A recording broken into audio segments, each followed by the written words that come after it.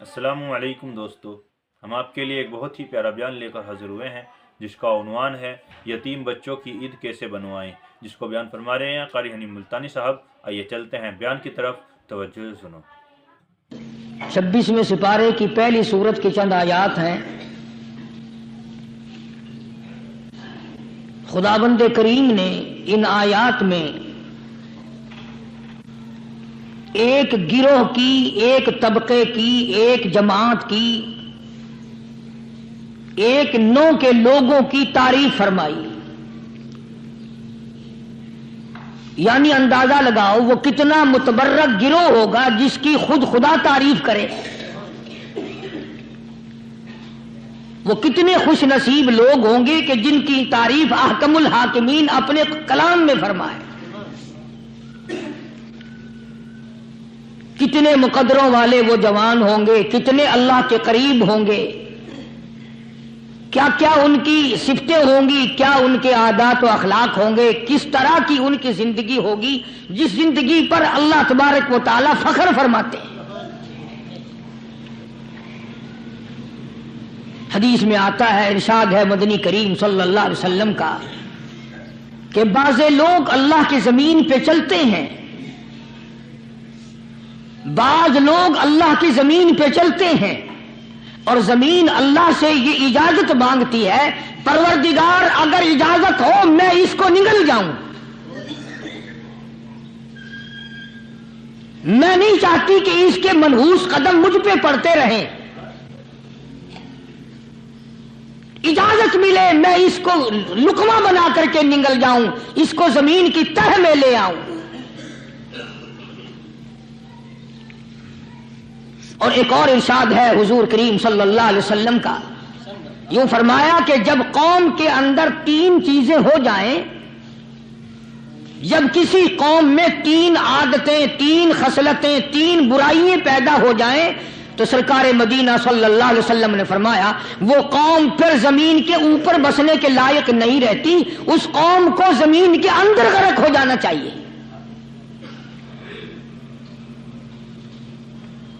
وہ کون سی باتیں ہیں؟ ارشاد فرمایا محمد عربی صلی اللہ علیہ وسلم نے کہ پہلی بات تو ان کی یہ ہے کہ جب قوم کے امیر لوگ، غنی لوگ، مالدار لوگ بخیل ہو جائیں، اللہ تعالیٰ نے جو ان کو سرمایہ دیا ہے، رب العالمین نے جو ان کو پیسہ اور دولت دی ہے، اس میں کسی غریب کا وہ حصہ ہی نہ رکھیں۔ چنانچہ آج آپ دیکھ لیں فالتو لاکھوں روپیہ لگ جائے گا، لیکن کسی بیوہ کے گھر ایک سیر آٹا دینا، کسی یتیم کے سر پہ ہاتھ پھیرتا ہوا امیر آدمی شرماتا ہے کبھی میرے ہاتھ کی ہتھیلی نہ گھس جائے۔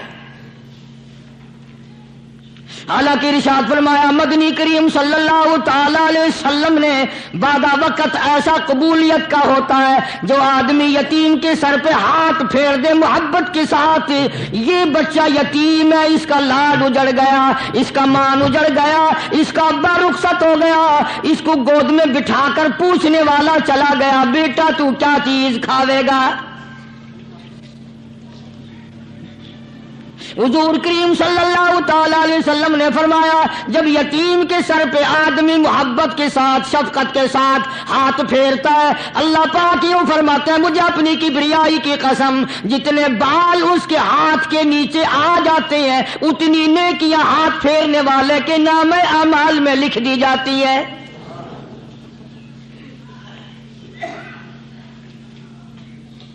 مگر ہمارے یہاں دستور نہیں، غریب کو مارو اور نیچا کرو اسے۔ جناب مدنی کریم صلی اللہ تعالی علیہ وسلم تشریف لے جا رہے ہیں، راستے میں کچھ بچوں کو کھیلتے ہوئے آپ نے دیکھ لیا، بڑے خوشی سے چھلانگے لگا رہے ہیں، بچے کھیل رہے ہیں، ایک بچہ دیوار کے ساتھ بالکل مونچھا غمزدہ پریشان کھڑا ہے۔ حضور کریم صلی اللہ تعالی علیہ وسلم کی نگاہ مبارک اس بچے پہ پڑ گئی، آپ نے قریب تشریف لا کر اس سے پوچھا او بچے، سارے بچے کھیل رہے ہیں تو کیوں نہیں کھیلتا؟ کہنے لگا میرا کھلانے والا دنیا سے چلا گیا۔ کیسے کھیلوں، ابا نہیں، اماں نہیں، ہر وقت پریشان رہتا ہوں، لوگوں کے دروازوں پہ چوکھٹوں پہ دھکے کھاتا ہوں۔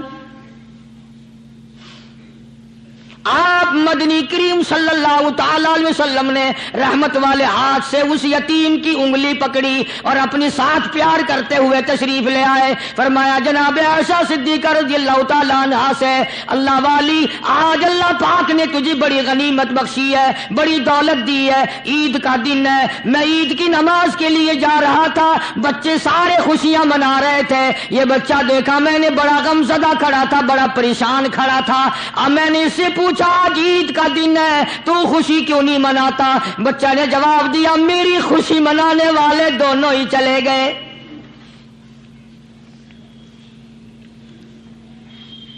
آج اللہ نے یہ موقع بخشا ہے، اسے نہلا دھلا، اس کو نئے کپڑے پہنا، معصوم بچے کے سر پہ ہاتھ پھیرتے ہوئے فرمایا بیٹا گھبرانا، یہ عائشہ صدیقہ تیری اماں ہے، میں محمد الرسول اللہ آج سے تیرا ابا بن گیا ہوں۔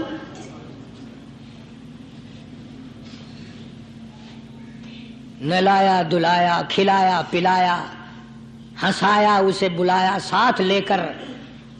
جب حضور کریم صلی اللہ تعالی علیہ وسلم ان بچوں کے پاس سے پھر گزرے جو پہلے کھیل رہے تھے، اس زمانے کے تو بچے بھی سمجھدار تھے، آج تو چٹی داڑھی والوں کو سمجھ نہیں ہے۔ قبر بالکل قبر کے کنارے پہ کھڑے ہیں پھر بھی سمجھ نہیں۔ کسی کو حسد نے مارا، کسی کو تکبر نے مارا، کسی کو دولت کی بیماری نے مارا، اسی کو مجذوب کہتا ہے، نفس اور شیطان خنجر در بغل۔ کوئی آدمی اپنے بارے میں اطمینان نہ کرے کہ میرا معاملہ ٹھیک ہو گیا، نہ جانے آخری وقت میں کیا بن جائے گی۔ ایک اللہ والے کا انتقال ہونے لگا، آخری وقت ہے، خاندان اس اللہ والے کا چاروں طرف بیٹھا ہوا ہے، مریدین بیٹھے ہوئے ہیں، اللہ والے کے چاروں طرف حلقہ بیٹھا ہوا، آخری وقت ہے۔ عربی زبان میں جس کا ترجمہ یہ ہے، اس کی زبان سے ایک بات نکلتی ہے، ابھی نہیں، ابھی نہیں، ابھی نہیں، ابھی نہیں، ابھی نہیں۔ مرنے کے بعد کسی نے خواب میں دیکھا تو پوچھا حضرت جی دنیا درود شریف پڑھتی ہے، مرتے وقت کلمہ پڑھتے ہیں، اللہ اللہ کرتے ہیں، یہ آپ ابھی نہیں ابھی نہیں کیا فرما رہے تھے؟ تو یوں فرمایا تمہیں کیا معلوم ہے، شیطان میرے سامنے کھڑا تھا اور کہتا تھا میں نے دنیا کو پھنسایا، دنیا کو ورغلایا، دنیا کو بہکایا، تو میرے پھندے سے پھنس گیا، تیرے علم نے تیری نیکی نے بچا لیا۔ تو میں کہتا تھا ظالم ابھی تو سانس آ رہی ہے، نہ جانے کیا بنے گی، ابھی نہیں، ابھی نہیں، ابھی نہیں۔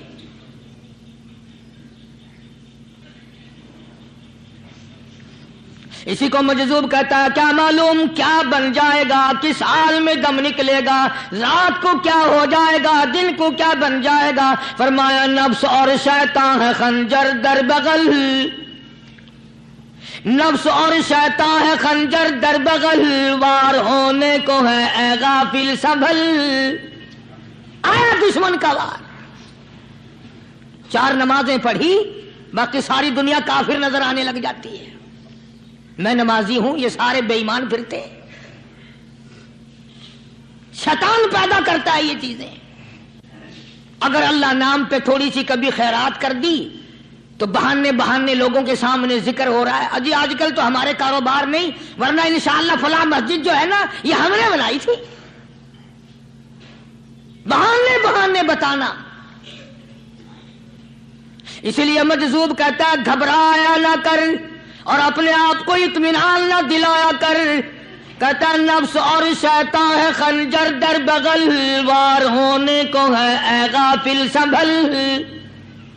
چلا شیطان کا خنجر، چلا شیطان کا خنجر، لگایا اس نے دو، لگایا اس نے دو۔ لوگوں کا خیال یہ ہے کہ شیطان صرف وہ، شیطان کے بہکائی میں وہ آدمی آتا ہے جو کسی کو قتل کر دے، لوگوں کے نزدیک صرف زنا کرنا گناہ ہے، قتل کرنا گناہ ہے، چوری کرنا گناہ ہے، ڈاکہ مارنا گناہ ہے، اور چوتھی چیز گناہ ہی کوئی نہیں۔ حضرت عثمان غنی ذی النورین رضی اللہ تعالی عنہ کی مبارک مجلس ہے، صحابہ کرام کا دور ہے، نبی کا دوہرا داماد، مجلس ہے عثمان ذی النورین کی۔ ایک آدمی مجلس میں آ کے بیٹھا، حضرت عثمان کی مجلس میں ایک آدمی آ کے بیٹھا تو حضرت عثمان فرماتے ہیں، توجہ، حضرت عثمان فرماتے ہیں، یوں نہیں فرمایا کہ تو نے ایسا کیا ہے، اسے ذلیل نہیں کیا، بلکہ یوں فرمایا لوگوں کو شرم نہیں آتی، لوگ آنکھ کا زنا کر کے میری مجلس میں آ کے بیٹھتے ہیں، لوگ آنکھ کا گناہ کر کے میری مجلس میں آ کے بیٹھتے ہیں۔ تو دور تھا نا صحابہ کرام کا، فوراً چوٹ کی کسی نے کہ نبی کے بعد وحی آنی شروع ہو گئی، یعنی آپ کو کیسے پتا چل گیا کہ کوئی آدمی غلط نگاہ ڈال کے آیا؟ اس کی رستے میں نظر کہیں غلط پڑی تھی آنے والے کی، آپ کو کیسے پتا چلا؟ یعنی بات کرنے والے کو بھی دیکھو اور پھر چوٹ کرنے والے کو بھی دیکھو۔ تو حضرت عثمان رضی اللہ تعالیٰ عنہ نے فرمایا، بھائی پاک مجلس میں اگر ایک تولا بھی کوئی پخانہ لے کر آ جائے تو بدبو تو آ ہی جائے گی نا۔ صحابہ کی پاک مجلس میں اگر کوئی آنکھ کا زنا بھی کر کے آیا، فرمایا مجلس کے اندر بدبو پھیل گئی۔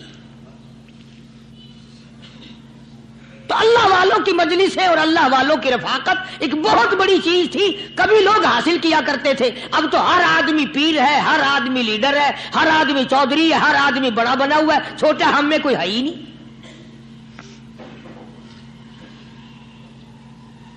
اور ان ولیوں کی بھی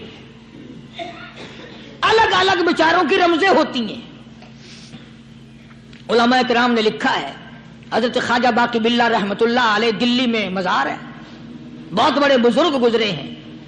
دیکھو میں ذکر خیر کر رہا ہوں نا، کئی لوگ تمہیں نکلتے ہوئے ٹانگے والے، گھوڑے والے، رکشے والے کہتے ہیں قاری علی ولیوں کو نہیں مانتا۔ میں یہ ذکر خیر ولیوں ہی کا تو کر رہا ہوں، بات صرف اتنی ہے، تمہیں اچھی لگے یہ بری لگے، میں ننگوں کو نہیں مانتا۔ میرے نزدیک ولی وہ ہے جس کی رگ رس سے، نس نس سے، خون کے قطرے قطرے سے، ہر ادا سے، ہر سنت سے، ہر طریقے سے محمد عربی صلی اللہ علیہ وسلم کی سنت زندہ ہوتا ہو۔ میں اس کو ولی نہیں مانتا جو کپڑوں سے ننگا پھرتا ہو۔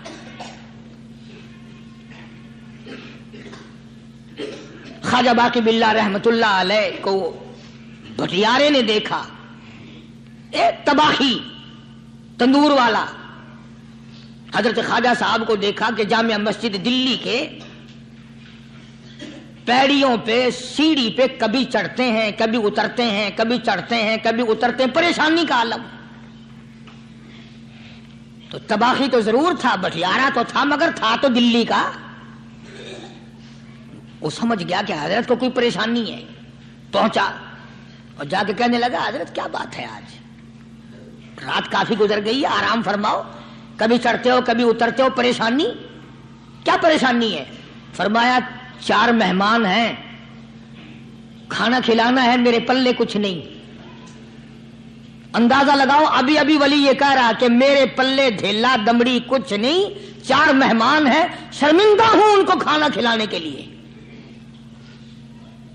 تو وہ کہنے لگا، حضرت یہ کون سی فکر کی بات ہے، میں بھی لاتا ہوں۔ وہ کھانا لایا اور حضرت کے مہمانوں کو کھانا کھلایا،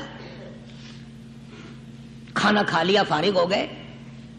دیکھو ولی کی بات، ابھی تو کہتا تھا کہ روٹی نہیں ہے، اور ابھی ابھی وہی ولی کہتا ہے بٹیارے کا ہاتھ پکڑ کے، مانگ کیا مانگتا ہے، مانگ کیا مانگتا ہے۔ اب تیرے جیسا اگر وہاں ہوتا تو کہتا کہ جی کوئی گورنری شرمنری دلاؤ، اسمبلی کی ممبری دلاؤ، کوئی تھوڑے علاقے کا ڈھیر سیاح ہو گیا تو آخیا کہ جی میں کو بئی پر نہ دو، پہلی پرانی تھی گئی ہے ہوں میں کو کوئی نوی لاوی چا پر نہ ہو۔ یہ شے منگنی ہے اور کیا منگیا؟ خواجہ باقی باللہ رحمت اللہ علیہ بٹیارے کا ہاتھ پکڑے کھڑے ہیں، فرمانے لگے مانگ کیا مانگتا ہے؟ وہ تباخی بھی دلی کا تھا نا، کہنے لگا حضرت بس اللہ کا دیا سب کچھ ہے، بس آپ رہنے دیں۔ فرمایا نہیں نہیں، مانگ کیا مانگتا ہے؟ اس نے کہا حضرت پھر اگر دینے پہ ہی آئے ہو نا، اور اگر اتنا ہی دریائے کرم جوش میں ہے اور آپ دینے کا جذبہ لیے ہوئے ہیں، پھر مجھے اپنے جیسا بنا دو، اپنے جیسا بنا دو۔ کیا مانگا ہے؟ مجھے اپنے جیسا بنا دو۔ فرمایا نہیں برداشت کر سکے گا۔ کہنے لگا پھر پوچھتے کیوں ہو کیا مانگتا ہے؟ جب دینا ہی کچھ نہیں تو پوچھتے کیوں ہو؟ اگر دینے پہ آئے ہو اپنے جیسا بنا دو۔ یوں لکھا ہے کہ خواجہ باقی باللہ نے اس بٹیارے کو اپنے سینے سے لگا کر کے تھوڑا سا دبایا تھا، پٹاخ کر کے روح نکل گئی بٹیارے کی۔ بلا جو تجلیات خدا بندی بتدریج آہستہ آہستہ سینے میں آئے تھے، ان کا کرنٹ وہ یکدم برداشت کیسے کرتا؟ میرا عرض کرنے کا مقصد یہی ہے کہ ہم لوگ اپنے آپ کو کب سنبھالیں گے، اور وہ کون سا وقت آئے گا کہ ہم اس بات کے قائل ہوں گے اور تسلیم کریں گے کہ جو کرتا ہے خدا کرتا ہے، بندہ کچھ نہیں کر سکتا۔ تو میں نے اسی لیے عرض کیا، مجذوب کہتا ہے نفس اور شیطان ہے خنجر در بغل، نفس اور شیطان ہے خنجر در بغل، وار ہونے کو ہے اے غافل سنبھل۔ کبھی 4 دن بیٹھ کے اللہ اللہ کر لی، تسبیح پھیر لی، تو دوسروں کو یہ تو دنیا کے دھندے میں پھنسے ہوئے ہیں، میں بہت بڑا ولی ہوں، میں بہت بڑا ابدال ہوں، مجھ سے بڑا تو کوئی نیک ہے ہی نہیں۔ یہ بہت بڑی مار ہے شیطان کی۔ اسی کو کہتا کہ نفس اور شیطان ہے خنجر در بغل، وار ہونے کو ہے اے غافل سنبھل، آ نہ جائے دین و ایمان میں خلل، آ نہ جائے دین و ایمان میں خلل، باز باز اے بدعمل۔ کچھ تو سوچ، کس کی تو پیداوار ہے؟ کس نے تجھے بنایا؟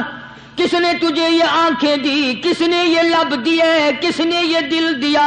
کس نے یہ دماغ دیا؟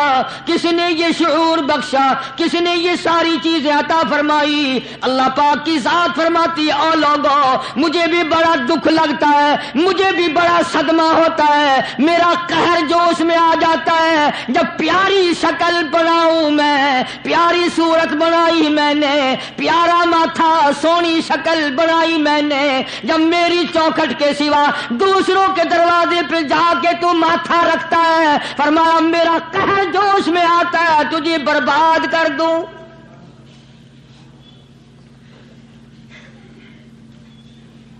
سب کچھ میں نے دیا، سب کچھ میں نے بخشا، اور پھر بھی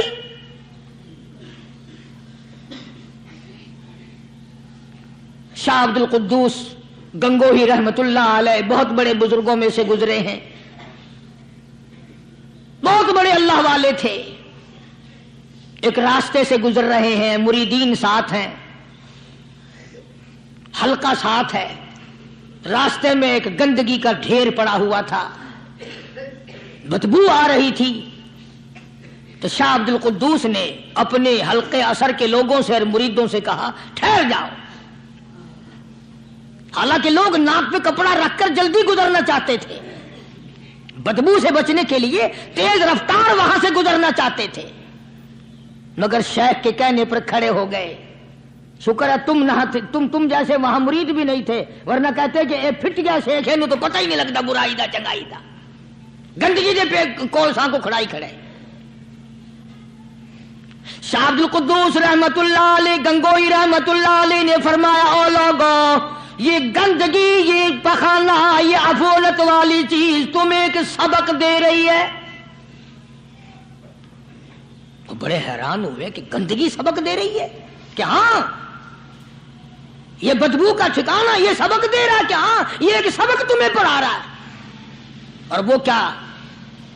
شیخ فرمانے لگے یہ گندگی تم سے کہتی ہے او لوگو کل سے پہلے پہلے میں مٹھائی کی صورت میں حلوائی کی تھال میں رکھا ہوا تھا، جو دیکھتا تھا اس کے منہ میں پانی آ جاتا تھا، حلوے کی صورت میں تھا، جلیبی کی صورت میں تھا، امرتی کی صورت میں تھا، اور اے گندگی کا ڈھیر لوگوں تم سے یہ کہتا ہے، کل میں فروٹ والے کی ٹوکری میں رکھا ہوا تھا، اناج کی شکل میں تھا، غلے کی شکل میں تھا، پھل کی شکل میں تھا، فروٹ کی شکل میں تھا، مٹھائی کی صورت میں تھا، جو مجھے دیکھتا تھا اس کو میں پیارا لگتا تھا، میری چاہت معلوم ہوتی تھی، میری ضرورت معلوم ہوتی تھی، جو دیکھتا تھا منہ میں پانی آ جاتا تھا۔ او انسان، ایک رات تیرے پیٹ میں جانے کا اتفاق ہوا، او انسان آ دیکھ لے میرا کیا حال بن گیا۔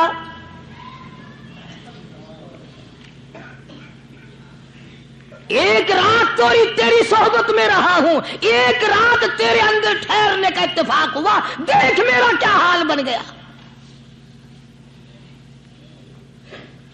ہر شخص مجھ سے نفرت کرتا ہے، مجھ سے بدبو کی وجہ سے نفرت کرتا ہے، ناک پہ کپڑا رکھتا ہے، میرا کیا حال بن گیا۔ اور بندے، تجھے 40 50 60 سال گزر گئے، تو نے اپنے اندر خوشبو پیدا کرنے کی کوشش نہ کی، تیرا کیا حال بنے گا۔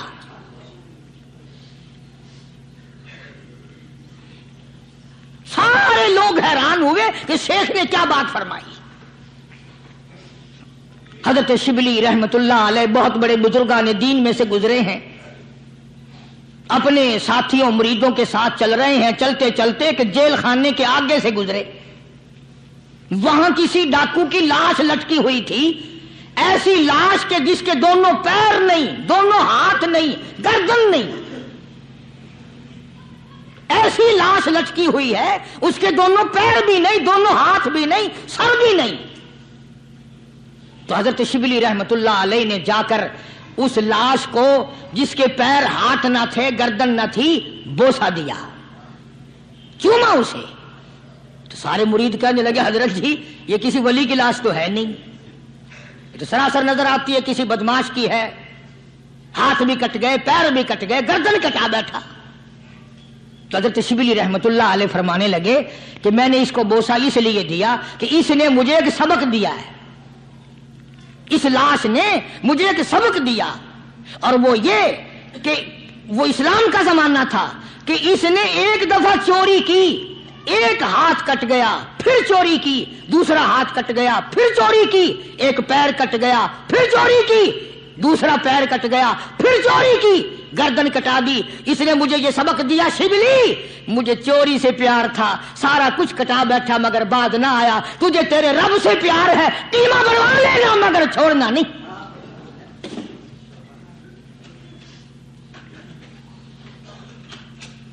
آج ہم اپنی زندگی کا محور آخر کبھی تو چیک کریں۔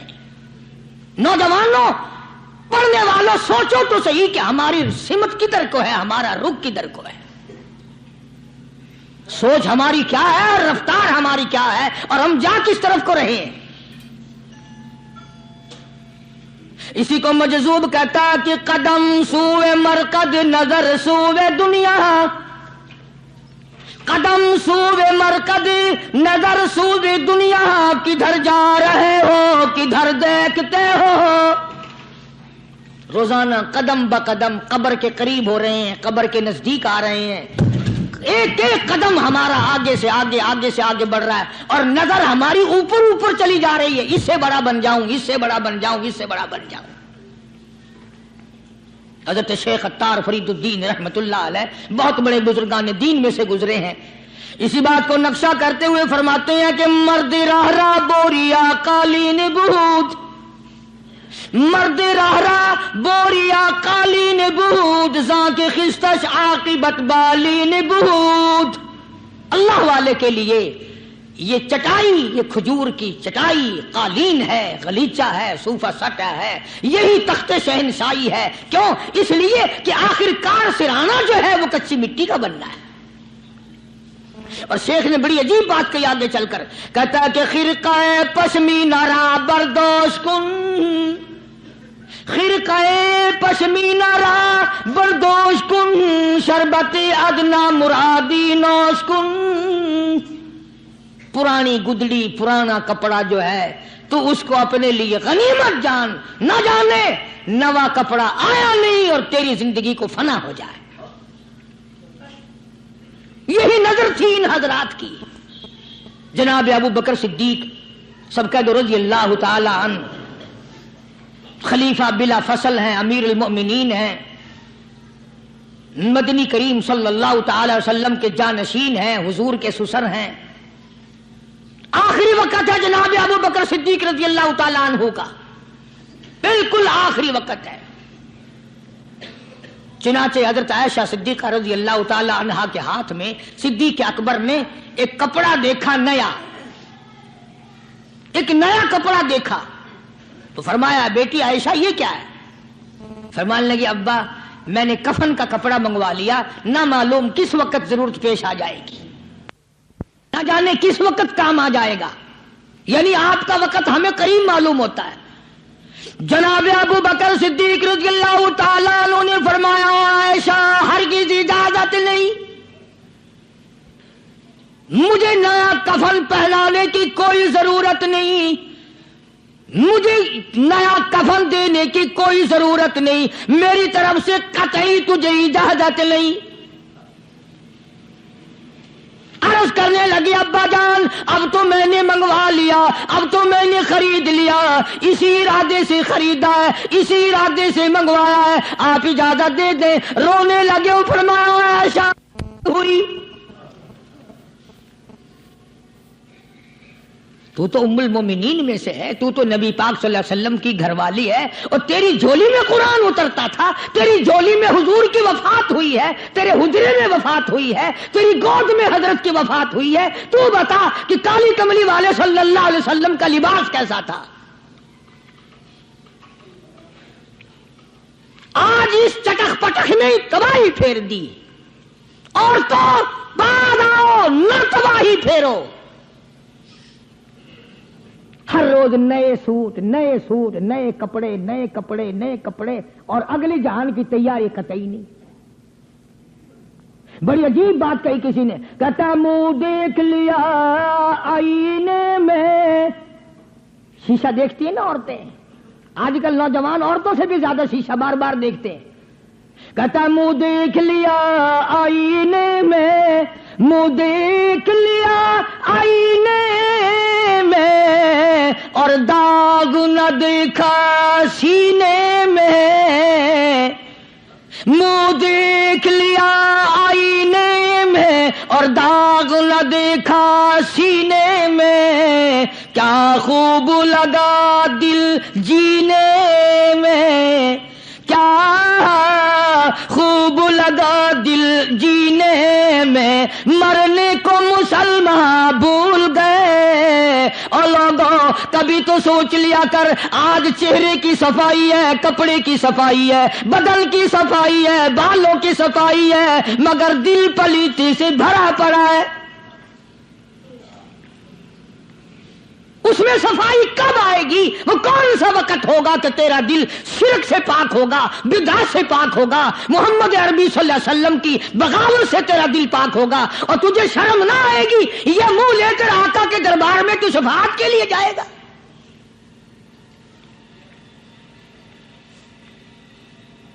اللہ والوں نے ان معاملات میں بڑے بڑے دکھ اٹھائے ہیں، چاہے ان کو لوگوں نے گالیاں دی، ان کو مارا ہے، مگر پرواہ نہیں کرتے تھے۔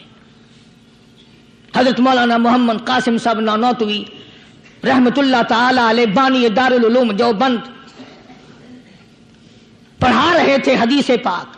سبحان اللہ، یہ ہمارے جتنے اللہ والے بزرگ، اللہ والے عالم گزرے ہیں، ساری عمر حدیث پاک پڑھائی، ان کی زبان مدنی کریم کا فرمان، سبحان اللہ، ساری رات سارا دن،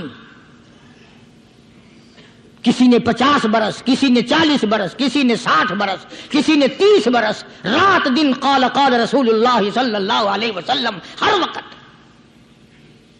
تو مولانا نانوتوی کی کسی نے چگلی کری، انگریز گورنمنٹ تھی کہ اس نے تمہارے خلاف چھاونی بنائی ہے، یہ جو اس نے مدرسہ بنایا یہ تمہارے خلاف سازش ہے۔ مسلمان افسر تو یوں ہی دستخط کر دیتا ہے نا، اندھا ہو کے، کبھی نہیں فائل پڑے گا کہ اس میں ہے کیا، چاہے خود اس افسر کی پھانسی پہ دستخط کروا لو۔ انگریز پھر ہوشیار تھا، انہوں نے کہا اچھا ہم انکوائری کریں گے۔ حضرت مولانا حدیث پاک پڑھا رہے تھے، طالب علم پڑھ رہے تھے، انگریز افسر آیا اور 3-4 گھنٹے مولانا قاسم نانوتوی رحمۃ اللہ علیہ کے سامنے بیٹھا رہا اور بار بار چہرے کو دیکھتا رہا، جا کے رپورٹ دی کافر انگریز نے، کہنے لگا میں وہ چہرہ دیکھ کر آیا ہوں جو جھوٹ بولنے والا چہرہ نہیں، میں وہ چہرہ دیکھ کر آیا ہوں جو جھوٹ بولنے والا چہرہ اور منہ نہیں۔ دشمن اعتراف کرتا ہے، دشمن اقرار کرتا تھا۔ علامہ انور شاہ کشمیری رحمت اللہ علیہ سہارنپور کے اسٹیشن پہ، ریلوے اسٹیشن پہ ٹکٹ لینے کے لیے کھڑکی کے سامنے آئے اور ٹکٹ کلرک کو پیسے دیے، اس نے ٹکٹ دیا، حضرت کو ٹکٹ دے کر پچھلی طرف سے گیٹ ہوتا ہے، دوڑ کر آیا اور آ کے کہنے لگا مولانا، ہندو تھا وہ، مولانا میں نے آپ کو ریل گاڑی کا ٹکٹ دے دیا، آپ مجھے جنت کا ٹکٹ دیں، کلمہ پڑھاؤ، مجھے کلمہ پڑھاؤ۔ حضرت شاہ صاحب نے پوچھا کہ بھائی تجھے کیا چیز نظر آئی؟ کہنے لگا جی دیر نہ کرو، جب کھڑکی میں سے آپ کی شکل نظر آئی نا، جو خدا اتنے حسین اتنی بہترین صورت بنا سکتا ہے وہ خود کتنا حسین ہوگا۔ میں ان اللہ والوں کا غلام ہوں جن کی شکلیں دیکھ کر کافر مسلمان بنتے تھے،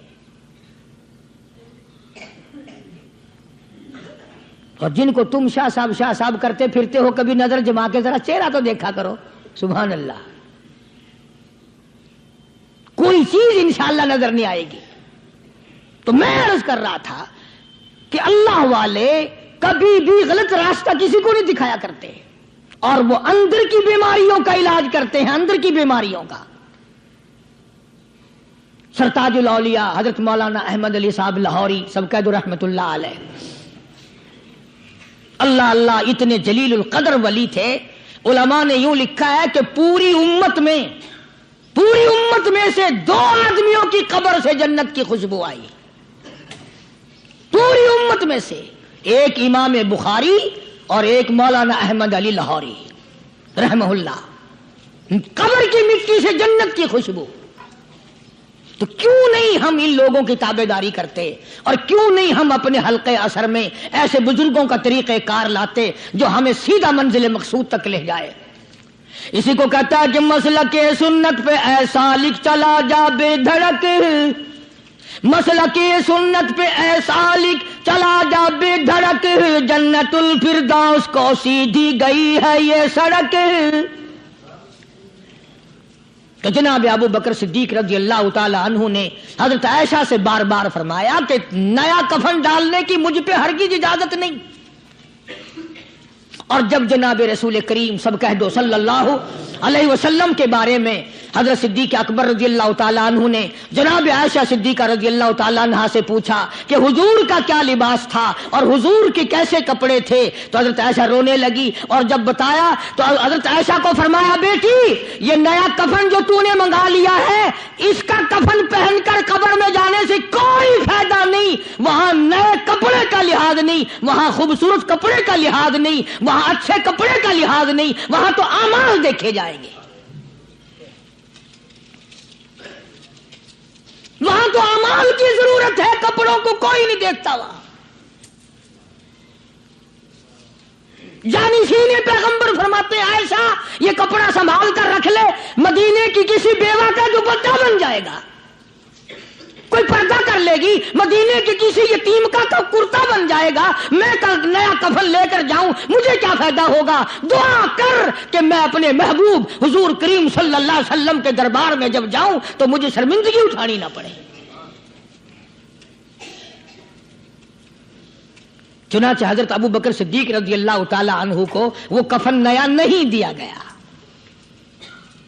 اب ایک اور آخری بات بڑی عجیب ہے، بڑی اچھی ہے، دل کے تختی پہ لکھ کے لے جاؤ، لڑائی بڑھائی والی بات نہیں، لکھ کے لے جاؤ، انشاءاللہ ذمہ دار ہوں۔ جناب فاطمہ الزہرا رضی اللہ تعالی عنہا پیغمبر کی لخت جگر، نبی کی نور نظر، حسنین کریمین کی اماں علی مرتضی رضی اللہ تعالیٰ عنہ کی گھر والی فوت ہو گئی، وفات پا گئی، انتقال فرما گئی۔ جب قبر میں جناب خاتون جنت رضی اللہ تعالی عنہا کو اتارنے لگے، حضرت ابو ہریرہ رضی اللہ تعالی عنہ نبی کا دیوانہ یوں قبر پہ کھڑا ہو گیا، قبر کی طرف منہ کر کے، اندر کو منہ کر کے کہنے لگا، قبر تجھے کیا معلوم ہے آج ہم تیرے اندر کس کو رکھ رہے ہیں؟ یہ کالی کملی والے کی لخت جگر ہے، یہ نبی کی نور نظر ہے، یہ حسنین کریمین کی اماں ہے، علی مرتضی کی گھر والی ہے، اور قبر یہ عام جنازہ نہیں، عام میت نہیں، یہ امام الانبیاء محبوب کبریا کی بیٹی ہے، خاتون جنت ہے۔ صحابی نے یوں قبر کو منہ لگا کر آواز دے دی۔ مسند کی روایت میں ہے کہ قبر میں سے واپسی جواب آیا، قبر کے اندر سے جواب آیا، او دیوانے او پروانے، یہ قبر ہے تخت شہنشاہی نہیں، یہ قبر ہے ایوان صدر نہیں، یہ قبر ہے بڑی دنیا کا کوئی ٹھکانہ اور مقام نہیں، یہ وہ جگہ ہے جہاں یہ بتانے کی کوئی ضرورت نہیں بیٹی کس کی ہے، اماں کس کی ہے، گھر والی کس کی ہے، یہاں تو جھولی دیکھی جائے گی، اگر اعمال اچھے ہیں کوئی بھی ہو جنت ملے گی، اور اگر اعمال اچھے نہیں پھر چاہے نوح علیہ السلام کی بیوی کیوں نہ ہو، لوط علیہ السلام کی بیوی کیوں نہ ہو، کالی کملی والے کا سگا چچا کیوں نہ ہو، ابراہیم علیہ السلام کا ابا کیوں نہ ہو، آبادائی برباد کر کے رکھ دیے جائیں گے۔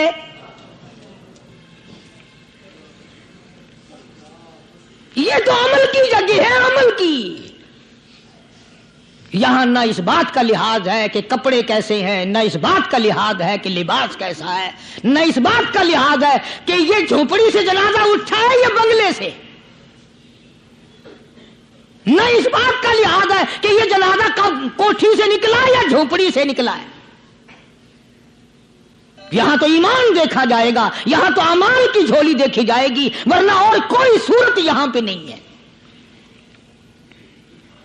تبھی تو شیخ عطار فرید الدین رحمت اللہ علیہ نے بار بار بڑی پتے کی باتیں لکھی ہیں پندنامے میں، فرماتے ہیں کہ خاطر کسر مرن جا اے پسر، خاطر کسر مرن جا اے پسر، ورنہ خردی زخم بھر جانو جگر۔ کسی کے دل پہ ناجائز تیر نہ چلایا کر، کسی کو نہ ستایا کر کہ کل تیرے دل کو اچانک تیروں سے گھائل نہ کر دیا جائے۔ تو اپنے آپ کو بچا، اپنی سنبھال۔ اسی کو کہتا کہ روزہ با از غیبت مردم ببن، روزبا از غیبت مردم ببند، تا نبینی دست و پائے خود ببند۔ جا لوگوں کے گلے سے چگلی سے اپنی زبان کو بند کر، تاکہ قیامت کے دن تیرے ہاتھ پاؤں بندھے ہوئے نہ آئیں۔ اب یہ ولی نے تو بات کہہ دی، مگر آپ کیسے سمجھیں؟ حدیث پاک میں آتا ہے، حضرت شاہ عبد العزیز صاحب دہلوی رحمۃ اللہ علیہ نے لکھا ہے کہ قیامت کے دن اللہ کی عدالت میں لوگوں کو الگ الگ صورتوں میں پیش کیا جائے گا۔ ایک قوم آئے گی، ایک جماعت آئے گی، لوگ آئیں گے، ان کے دونوں ہاتھ پاؤں بندھے ہوئے آئیں گے، جیسے مشک نہیں باندھ دیتے قاتلوں کی، پیر بھی بندھے ہوئے، ہاتھ بھی بندھے ہوئے۔ حضور کریم صلی اللہ علیہ وسلم سے صحابہ کرام نے پوچھا کالی کمری والے وہ کون لوگ ہوں گے؟ جواب ملا کہ یہ چغلی کرنے والے لوگ ہوں گے، اور ہم اس کو گناہ نہیں مانتے، ہمارے دماغ میں یہ گناہ نہیں ہے۔ اللہ والوں کے نزدیک یہ بہت بڑی چیزیں ہیں، اور یہ وہی لوگ ان چیزوں کی اصلاح کرتے ہیں، دوسرا کون کر سکتا ہے؟ اسی لیے قرآن کریم نے فرمایا ان الذین قالوا ربنا اللہ، ان الذین قالوا، بے شک وہ لوگ جنہوں نے اپنی زبان سے یوں اقرار کر لیا، قالوا ربنا اللہ، بے شک جو لوگ اقرار کرتے ہیں، زبان سے کہتے ہیں ربنا اللہ،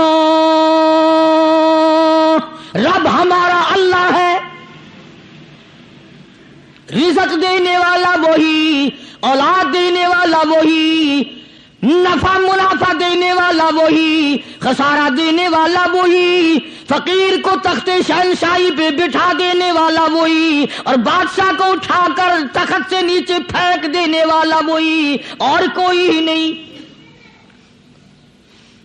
ثم استقاموا، پھر کچھ بھی بن جائے اس پر جمع رہے۔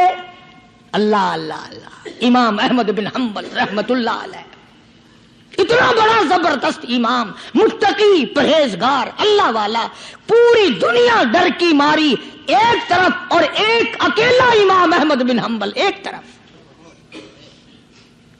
ایک آدمی بھی ساتھ نہیں، اور ایک دو دن کی بات نہیں، 2 برس تک کوڑے لگے روزانہ، ایک آدھ دفعہ نہیں، روزانہ اکثر کوڑے لگتے تھے۔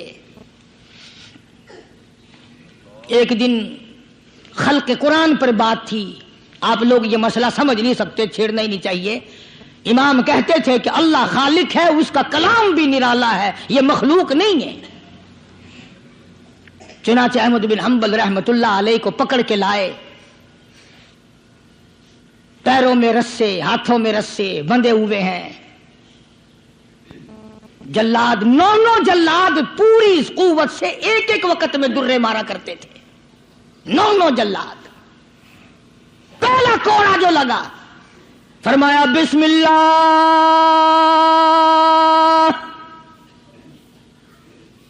دوسرا کوڑا پڑا، فرمایا الحمدللہ، تیسرا کوڑا لگا، فرمایا الا ان کلام اللہ غیر مخلوق، خبردار، اللہ کا کلام مخلوق نہیں۔ جس بات پہ کوڑا لگا تھا وہی اعلان پھر کیا۔ علماء نے لکھا ہے کہ ایک جلاد نے اتنا زور سے کوڑا مارا کہ جو سلوار یا پاجامہ پہن رکھا تھا، اندازہ لگا چمڑے کا کیا بنا ہوگا، کمر بند ٹوٹ گیا، زار بند ٹوٹ گیا کوڑے کی ضرب سے۔ اگر آپ کی توجہ ہے اور ان حضرات کو کچھ سمجھ سکتے ہو، علماء نے لکھا ہے کہ جب کمر بند ٹوٹا، زار بند ٹوٹا، احمد بن حنبل کے ہاتھ پیر بندھے ہوئے ہیں، یوں آسمان کی طرف نگاہ اٹھائی، الہی تیرے قرآن کی وجہ سے مار کھاؤں، تیری عزت کا واسطہ، تیرے قرآن کی آبرو ہے، یا اللہ ان لوگوں کے سامنے ننگا نہ کر۔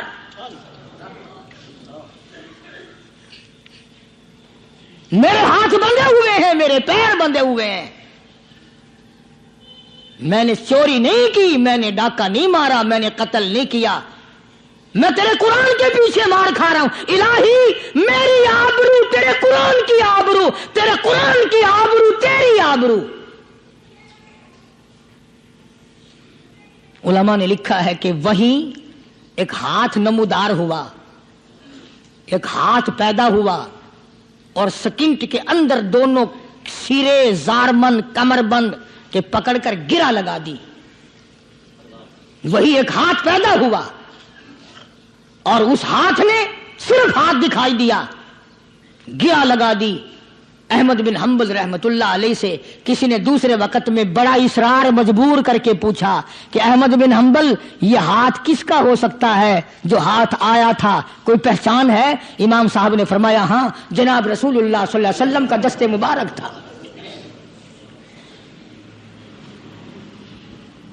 میں یہ عرض کر رہا تھا کہ آج ہم لوگوں کو نہ کھرے کھوٹے کی پہچان ہے، نہ برے بھلے کی پہچان ہے۔ لوگوں دنیا کے معاملے میں بڑی آنکھیں کھول کے چلتے ہو، دین کے بارے میں اندھے بن کے نہ چلو، عقل کرو، سمجھو۔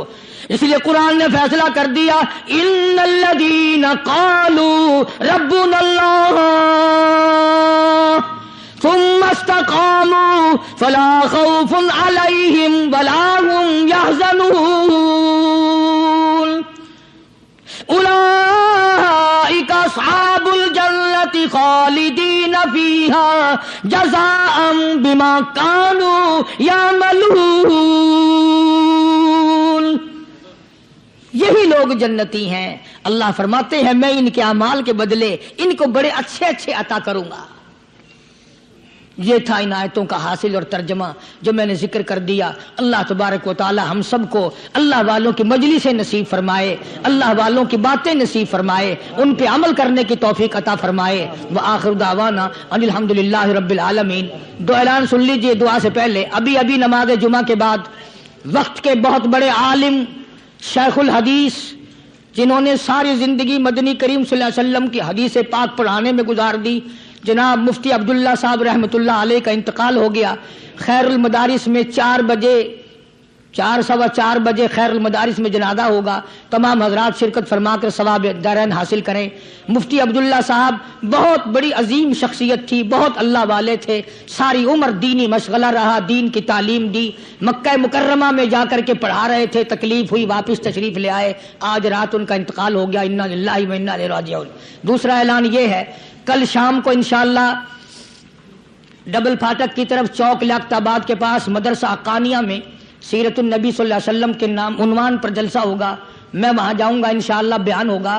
تمام حضرات تشریف لائیں، کوشش کر کے اپنے ساتھ ساتھیوں کو بھی لائیں اور خود بھی تشریف لانے کی کوشش۔ کل رات عشاء کی نماز کے بعد چوک لیاقت آباد ڈبل پھاٹک کے قریب پرانا شجاع آباد روڈ، وہاں ایک مدرسہ ہے، اس میں جلسہ ہوگا۔ زیادہ سے زیادہ تشریف لانے کی کوشش کریں، اللہ عمل کی توفیق عطا فرمائے اور اللہ پاک ہم سب کو پر اپنا فضل و کرم فرمائے۔ بسم اللہ الرحمن الرحیم۔ اللہم صلی وسلم وبارک علی سیدنا و مولانا محمد النبی الامی الہاشمی وعلی آلہ واصحاب برۃ الکرام۔ قاری محمد ادریس صاحب ہیں، ان کی بیوی فوت ہو گئی ہے، ان کے لیے بھی دعا کرو۔ ایک مہینے کا علاج جائے کہ میرے بھائی کا ایکسیڈنٹ ہو گیا ہے، اس کے لیے بھی دعا کرو اللہ تعالیٰ سے۔ اللہ تبارک و تعالی جناب مفتی صاحب کو جوار رحمت میں جگہ عطا فرمائے، جنت الفردوس میں جگہ عطا فرما، ہمارے سارے بزرگوں کو جنت الفردوس میں جگہ عطا فرما، ہمارے اساتذہ استاد جنہوں نے ہمیں دین پڑھایا یا اللہ سب کے درجے بلند فرما، مشائخ کے درجوں کو بلند فرما، ہم سب کے والدین کی مغفرت فرما، سب کے عزیز و اقربا کی مغفرت فرما۔ قاری محمد ادریس صاحب کی اہلیہ انتقال فرما گئی، اللہ تعالیٰ مرحومہ کی قبر کو جنت کا باغ بنائے۔ ایک مائی ہے، اس کے بھائی کا ایکسیڈنٹ ہو گیا، میرے بھی پھپھی کے لڑکے کا ایکسیڈنٹ ہوا، اب تک نشتر میں ہے، یا اللہ سب کو صحت کاملہ عطا فرما، سارے بیماروں کو شفا عطا فرما، سب کے دکھ دردوں کو دور فرما، یا اللہ سب کے روزی رزق میں برکت عطا فرما، سب کے کاروبار میں فصل میں برکت عطا فرما۔ کئی ساتھی بیمار ہیں، کئیوں نے مجھے کہا یا اللہ سب کے دکھ دردوں کو دور فرما، سب کے روزی رزق میں برکت عطا فرما، یا اللہ سب کو خسارے والے کاروبار سے بچا، یا اللہ ہم سب کی جان مال عزت آبرو اور ایمان کی حفاظت فرما، یا اللہ اس مسجد کو آباد کرنے والوں کو آباد فرما، اس کو چمکانے والوں کو چمکا، اس کو بنانے والوں کو دین و دنیا میں بنا دے، یا اللہ اسے قیامت تک دین کا سرچشمہ بنا، اس مدرسے کے خدمت گزاروں کے مال و جان برکت عطا فرما، یا اللہ پوری دنیا میں اسلام کا چرچا فرما، اور تبلیغی جماعت جہاں جہاں بھی کام کر رہی ہے یا اللہ غیب سے نصرت اور اعانت فرما، اور جتنے اپنے گھر بار چھوڑ کر نکلے ہوئے ہیں سب کو قدم قدم پہ شرف قبولیت عطا فرما، پوری دنیا کے لیے ہدایت کا ذریعہ بنا، کلمے اور ایمان والی موت عطا فرما، یا اللہ ہم سب کی مشکلوں کو آسان فرما، سب کی پریشانیوں کو دور فرما، ہم سب کی اولاد کو نیک اور نمازی بنا، ہمارے گھروں کو نماز اور قرآن سے آباد فرما، یا اللہ جب دم آخری ہو تو کلمہ نصیب فرما، ایمان کی دولت عطا فرما، یا اللہ ہم سب کو دین و دنیا میں سعادت عطا فرما، سرفرازی عطا فرما، قبر حشر کے عذاب سے ہم سب کی حفاظت فرما۔ ربنا تقبل منا انک انت السمیع العلیم وتب علینا انک انت التواب الرحیم۔ صلی اللہ علی حبیبہ محمد وعلی آلہ واصحابہ اجمعین۔ ماشاء اللہ سبحان اللہ۔ دوستو کیسا لگا آپ کو ہمارا یہ بیان؟ اگر بیان پسند آیا تو اسے لائک کریں، ہمارے چینل کو سبسکرائب کریں اور دوسروں تک سے شیئر ضرور کریں۔